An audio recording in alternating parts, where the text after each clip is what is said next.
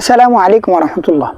প্রিয় বন্ধুরা, আল্লাহ তাআলা পবিত্র কালামে পাকের মধ্যে ইরশাদ করেন, কুল তাআলাউ আতলু মা হাররামা রাব্বুকুম আলাইকুম। অর্থাৎ আল্লাহ তাআলা বলেন, তুমি বলো তোমাদের প্রতিপালক আল্লাহ তাআলা তোমাদের উপর যে সমস্ত জিনিস হারাম করেছেন তা তোমাদেরকে পড়ে শোনাই।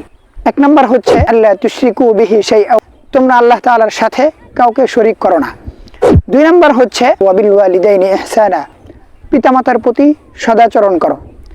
এবং তিন নম্বর হচ্ছে ওয়ালা তাকতুলু আওলাদাকুম মিন ইমলাক নাহনু নারযুকুকুম ওয়া ইয়াহুম, তোমরা দরিদ্রতার ভয়ে তোমাদের সন্তানদেরকে হত্যা করো না, কারণ আমি তোমাদেরকে রিজিক দেই এবং তাদেরকেও রিজিক দেই।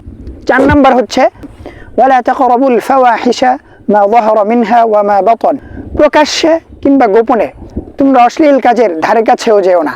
আর পাঁচ নম্বর হচ্ছে ওয়ালা তাকতুলুন নাফসাল্লাতী হারামাল্লাহু ইল্লা বিল হক, আল্লাহ তাআলা যার হত্যাকে তোমাদের উপর নিষেধ করেছেন যথার্থ কারণ ছাড়া তোমরা তাকে হত্যা করো না। যালিকুম ওয়াসাকুম বিহি লাআল্লাকুম তাআকিলুন, তোমাদের প্রতি এটা আল্লাহ তাআলার নির্দেশ যাতে তোমরা অনুধাবন করো। আল্লাহ তাআলা আমাদের সবাইকে এই বিষয়গুলো থেকে বেঁচে থাকার তৌফিক দান করুক এবং আমাদেরকে অনুধাবন করার তৌফিক দান করুন। আমিন।